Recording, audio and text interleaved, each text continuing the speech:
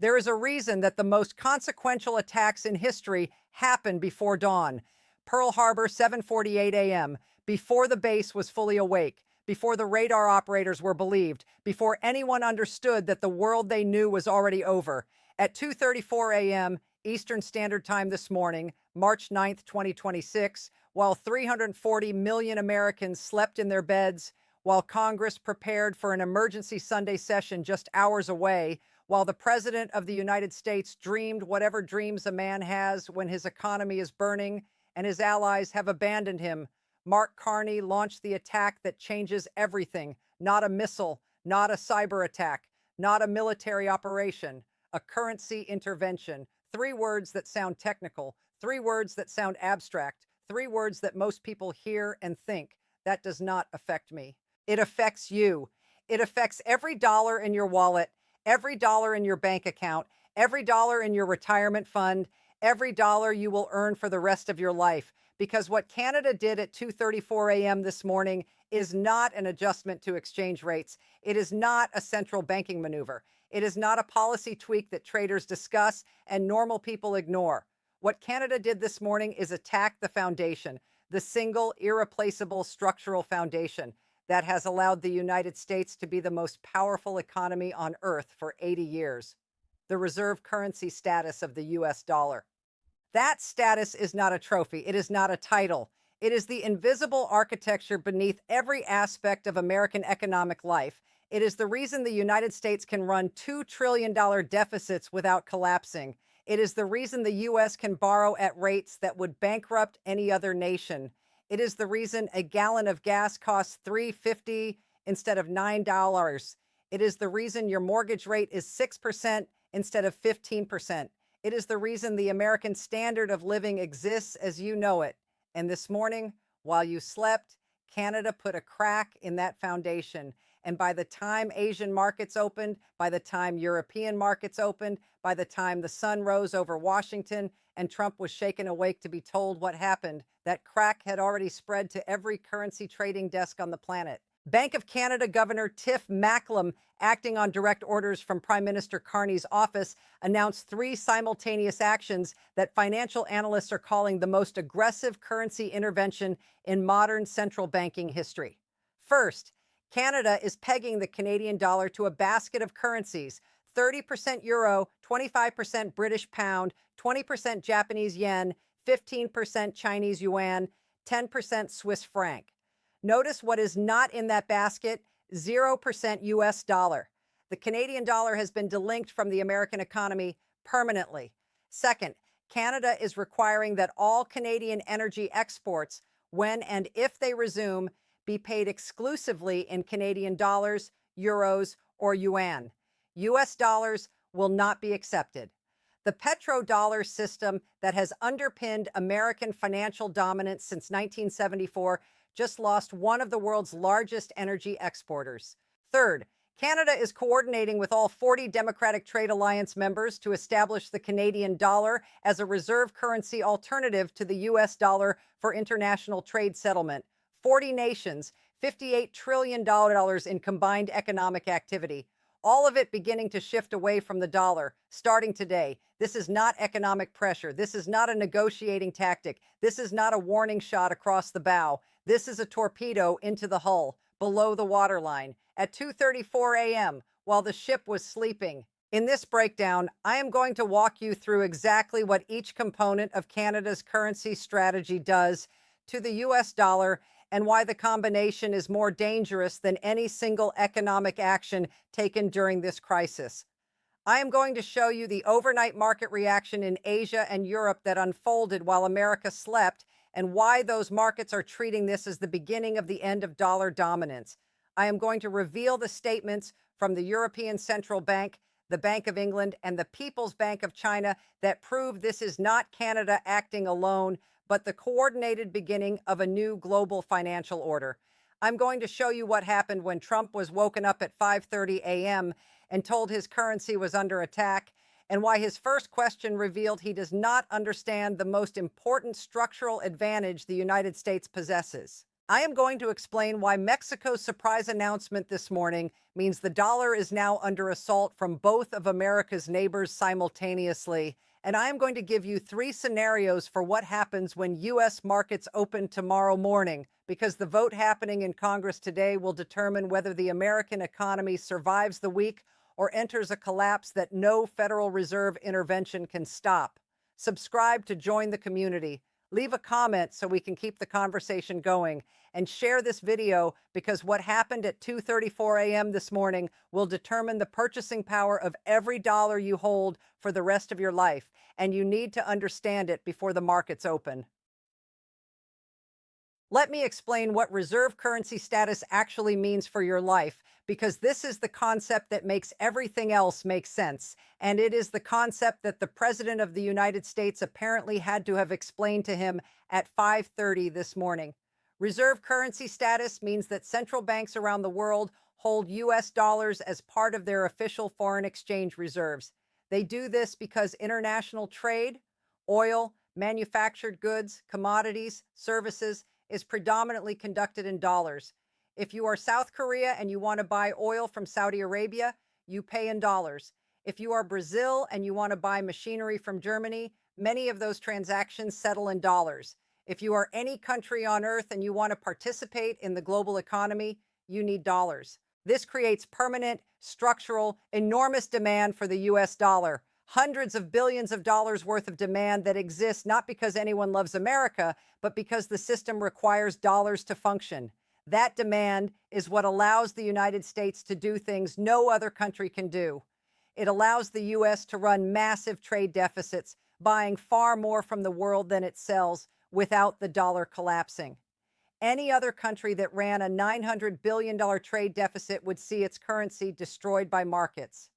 The U.S. does it every year because the world needs dollars regardless. It allows the U.S. to borrow at artificially low interest rates. When foreign central banks hold trillions in reserves, they invest those reserves in U.S. Treasury bonds. That flood of foreign buying keeps bond prices high and interest rates low. Your mortgage rate, your car loan rate, your credit card rate, all of them are lower than they would be without reserve currency status.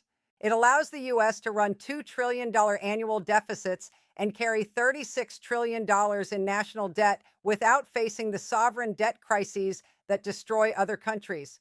Argentina, Greece, Sri Lanka, they all discovered what happens when markets lose confidence in a country's debt. The U.S. has avoided that fate because reserve currency status guarantees a permanent floor of demand for U.S. government bonds. Remove that demand. Remove the structural need for dollars. Remove the reason that central banks hold trillions in U.S. assets.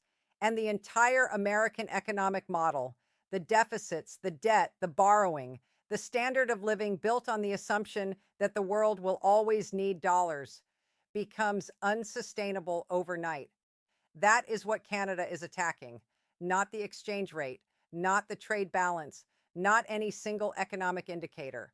The assumption, the 80-year-old assumption that the world needs dollars. Canada is building a system that proves the world does not. Now, let me walk you through the three components because each one targets a different pillar of dollar dominance, and together they form a coordinated assault that the United States has no precedent for and no playbook to counter. Component one, the currency basket peg. For decades, the Canadian dollar has moved in correlation with the US dollar. When the US economy strengthened, the Canadian dollar strengthened. When the US economy weakened, the Canadian dollar weakened. This correlation existed because 75% of Canadian trade was with the United States, making Canada's economic fate inseparable from America's. That correlation is now severed. Starting this morning, the Canadian dollar is pegged to a basket that is 30% euro, 25% British pound, 20% Japanese yen, 15% Chinese yuan, and 10% Swiss franc. The US dollar's weight in that basket is zero, not reduced, not minimized, zero. This means that if the US dollar crashes, which it is doing right now in real time as I speak these words, the Canadian dollar does not crash with it. The Canadian dollar remains stable because it is anchored to five major currencies that are not experiencing the crisis engulfing the United States. For investors, for central banks, for any institution looking at the global currency landscape and asking where to put their money, the Canadian dollar just became dramatically more attractive. It offers the stability of diversification across 5 major economies. It is backed by 163 billion barrels of proven oil reserves. It is backed by a country with stable governance, transparent institutions, and a 40-nation trade alliance. And it is no longer contaminated by correlation with a U.S. dollar that is weakening by the hour because the U.S. president is waging economic war on his own neighbors while his own experts tell him to stop. Every central bank that shifts reserves from dollars to Canadian dollars reduces demand for dollars and increases demand for Canadian dollars. Each shift is small, but 40 countries shifting simultaneously is not small. 40 countries is a structural change, and structural changes in currency markets do not reverse easily. They compound. Component 2, mandatory Canadian dollar payment for energy. This is the component that targets the petrodollar system directly. And to understand why it matters, you need to understand how the petrodollar works and why its potential collapse terrifies every economist in Washington. In 1974, the United States struck a deal with Saudi Arabia. Saudi Arabia would price all oil exports in U.S. dollars and invest its surplus revenue in U.S. Treasury bonds. In exchange, the United States would provide military protection for the Saudi kingdom. Other OPEC nations followed Saudi Arabia's lead, and within a few years, virtually all global oil trade was conducted in dollars.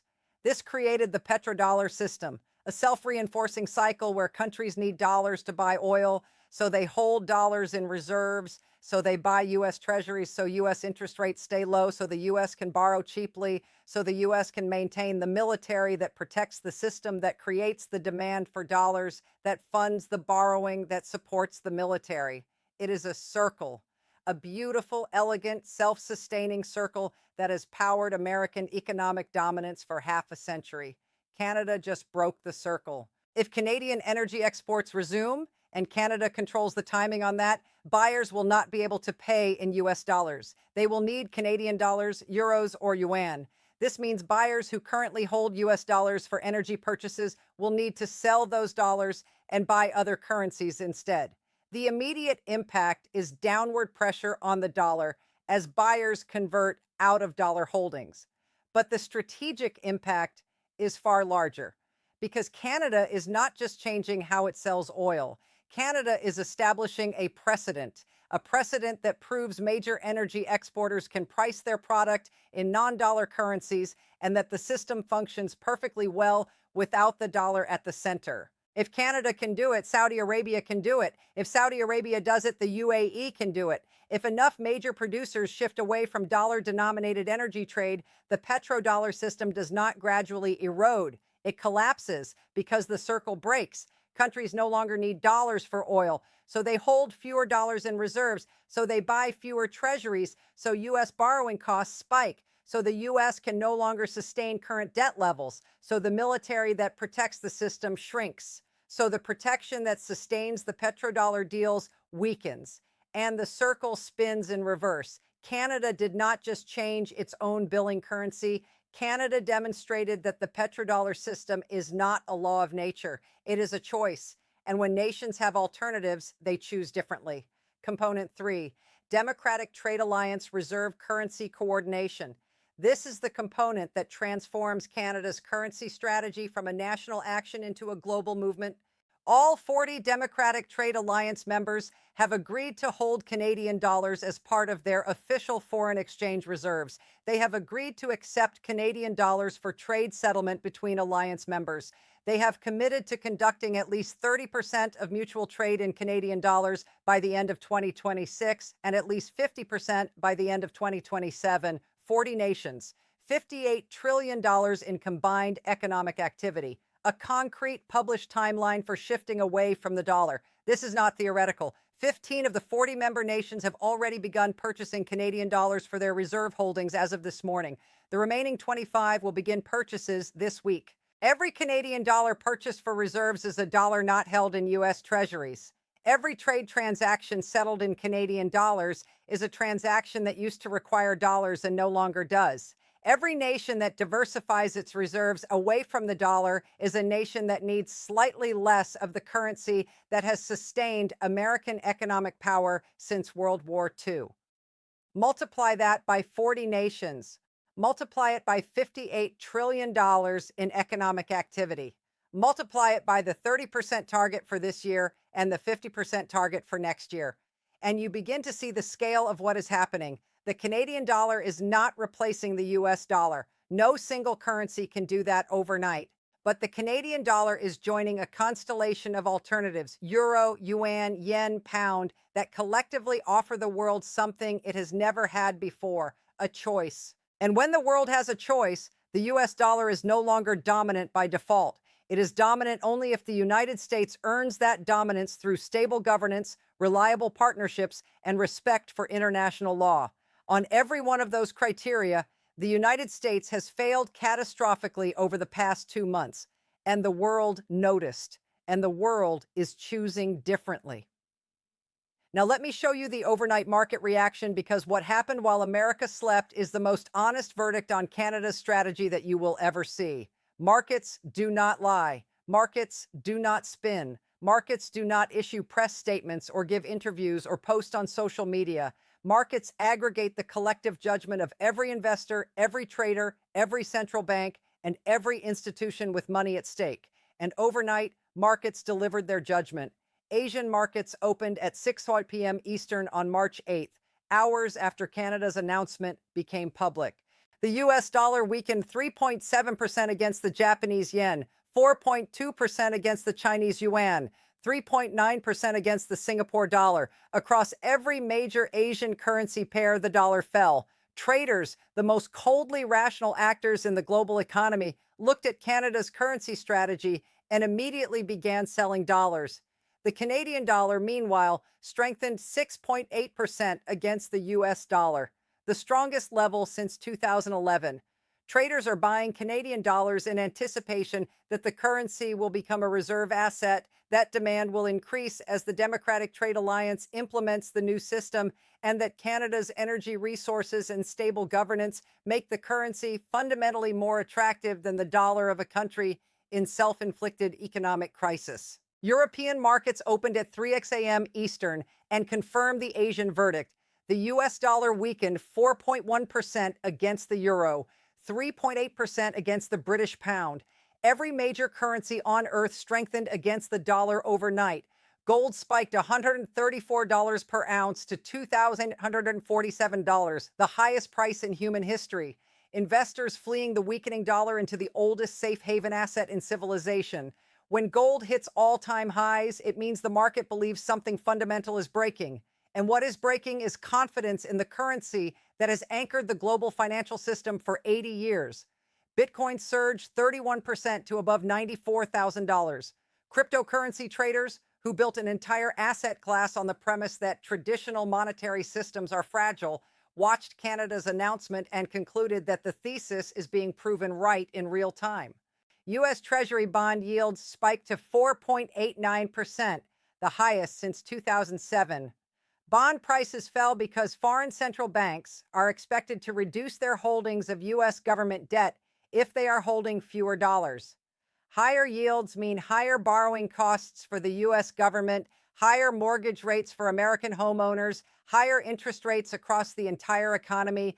Every single market indicator, currencies, commodities, bonds, crypto, equities, futures, moved in the same direction overnight, away from the dollar, away from U.S. assets, away from the assumption that the American financial system is safe. The market is not confused. The market is not uncertain. The market has made its assessment with the brutal clarity that only money can provide. The dollar is weakening, confidence is collapsing, and Canada's alternative is being embraced by every major financial center on earth. Now, let me show you the institutional endorsements, because this is where Canada's strategy transforms from a national action into a global consensus. At 4:30 a.m. Eastern, the European Central Bank issued a statement. The ECB, the institution that manages the world's second most important currency, the institution that oversees the monetary policy of 20 Eurozone nations, the institution that has partnered with the Federal Reserve on currency stability for decades, issued a statement that endorses the destruction of dollar dominance. The ECB said it welcomes diversification of global reserve currencies and that European banks are prepared to facilitate Canadian dollar transactions and to hold Canadian dollar reserves. Welcomes diversification.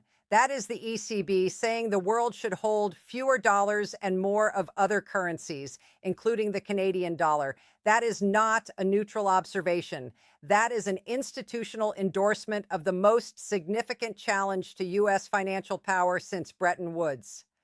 The Bank of England issued its own statement. The inclusion of the Canadian dollar in the basket of international reserve currencies strengthens global financial stability by reducing dependence on any single currency. Reducing dependence on any single currency. Which currency do you think they are talking about? The Bank of England, the central bank of America's closest traditional ally, the institution that has coordinated monetary policy with the Federal Reserve through every crisis since World War II, just said the world should depend less on the US dollar. Then China. The People's Bank of China issued a statement saying China supports the use of multiple currencies in international trade and will facilitate yuan Canadian dollar exchange to promote bilateral trade.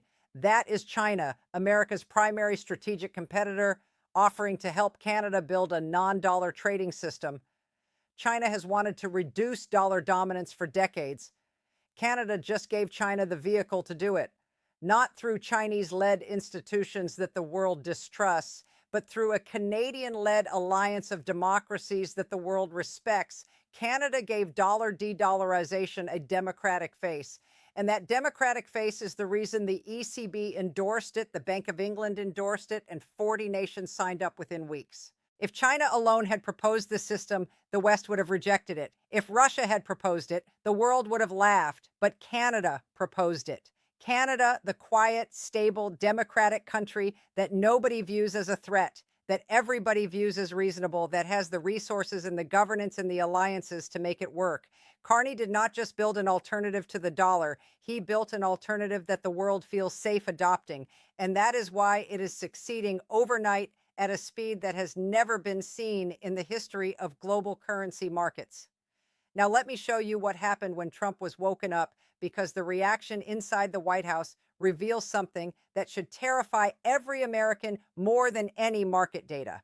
At 3:15 a.m., the Treasury Secretary was woken and briefed. He immediately convened a conference call with Federal Reserve officials. The discussion centered on whether the U.S. could counter Canada's currency strategy. The Federal Reserve's assessment was devastating. Intervening to support the dollar would require using foreign exchange reserves, but U.S. reserves are limited, approximately $245 billion, a fraction of what would be needed to counteract coordinated selling by 40 nations and every major central bank on Earth. Raising interest rates to support the dollar would further devastate the already crisis-hit U.S. economy, turning recession into depression. The consensus among the most sophisticated financial minds in the U.S. government was that the United States has no good options to counter Canada's currency strategy. No good options. The Federal Reserve, the institution that has managed the dollar through every crisis since 1913, looked at what Canada did and concluded that there is no effective response. At 4 a.m., the National Security Council held an emergency virtual meeting. Officials discussed whether Canada's currency intervention constitutes economic warfare that justifies military response. The fact that this question was even asked tells you how desperate the situation has become. Military response to a currency peg, military action against a NATO ally for changing how it prices its exports. The suggestion is insane, and the Pentagon said exactly that. Pentagon officials stated unequivocally that military action against Canada over currency policy would be insane and would trigger Article 5 collective defense from the 23 NATO members supporting Canada. The State Department reported that U.S. allies are openly supporting Canada's currency strategy and view it as a legitimate response to U.S. economic aggression. Military option, eliminated. Diplomatic option, eliminated because all allies support Canada. Financial intervention option, eliminated because the Fed says reserves are insufficient. Counter-currency strategy, none exists because you cannot force other countries to hold your currency. Every door is closed. Every option is exhausted. Every tool in the American toolkit has been tried, has failed, or has been rendered irrelevant by Canada's 5 weeks of strategic preparation. And then at 5:30 a.m., Trump was woken up. According to sources, Trump was told that Canada has weaponized its currency, that the US dollar is collapsing in global markets, and that this threatens the dollar's status as the world's reserve currency. And here is the moment that crystallizes everything about this crisis, everything about this presidency, everything about how the United States arrived at the edge of economic catastrophe. Trump reportedly asked what reserve currency status means. What reserve currency status means: the President of the United States, the man responsible for the economic security of 340 million people, the man who has been waging economic war on America's neighbors for 2 months, the man whose policies have triggered the worst financial crisis since the Great Depression, had to have the concept of reserve currency status explained to him at 5:30 in the morning, while the currency was collapsing, while markets around the world were dumping dollars, while central banks were diversifying away from the asset that has sustained American power for 80 years. He did not know what it was. He did not understand the single most important structural advantage the United States possesses, the advantage that pays for the military, that funds the deficits, that keeps interest rates manageable, that makes the American standard of living possible. He did not know, and he has been making decisions that threaten it for 2 months without knowing what he was threatening. Advisors explained the concept. They explained what happens if reserve status is lost: forced austerity, spending cuts, economic contraction, the inability to sustain current debt levels. Trump reportedly asked how to stop Canada's currency strategy. Advisors told him the only way is to immediately accept Canada's 5 requirements so that Canada agrees to reverse the currency measures. Trump reportedly did not respond to that recommendation. He did not say yes. He did not say no. He said nothing.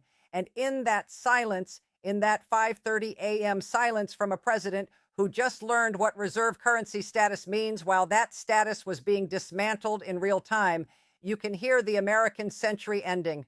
Receipt number 1: Mexico joins the assault. At 8:30 a.m. this morning, as congressional debate was already underway, Mexico delivered the blow that transforms this from a bilateral crisis into a continental rejection of the US dollar. Mexican President Claudia Sheinbaum announced that Mexico is joining Canada's currency basket system. Mexico will also require payment in currencies other than US dollars for Mexican energy exports and manufactured goods sold to non-USMCA markets. Sheinbaum said Mexico stands with Canada in creating a more balanced global currency system. The era of dollar dominance based on American coercion is ending. Mexico will be part of the new system. Both of America's neighbors, both of the countries that share its borders, both of the economies most deeply integrated with the American system.